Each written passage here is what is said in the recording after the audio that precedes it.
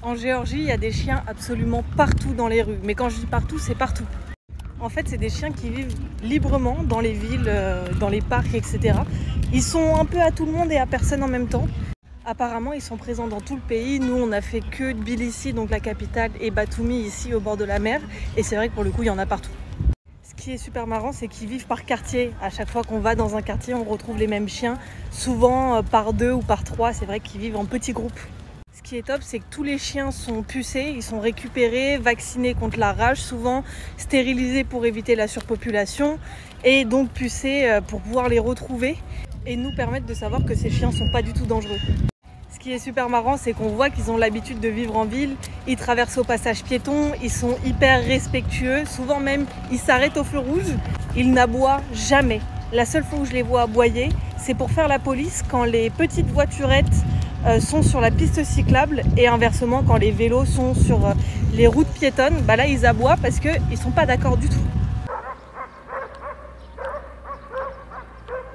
Ils sont trop mignons parce qu'ils sont vraiment présents et on voit qu'ils ont besoin de l'homme, mais sans être non plus envahissants. En général, si tu les croises, ils vont un petit peu te suivre, mais sans trop te regarder pour vraiment te faire croire qu'ils ne te suivent pas. Ils vont venir réclamer des caresses ou s'allonger plutôt proche de toi, mais jamais en prenant ton espace vital. J'ai entendu dire qu'ils prenaient aussi les bus et les métros, mais ça, j'en ai pas encore vu. Il faut savoir que ces chiens ne meurent pas du tout de faim. Ils sont souvent très gros. Ils sont toujours nourris par les épiceries ou les restaurants du quartier dans lequel ils vivent.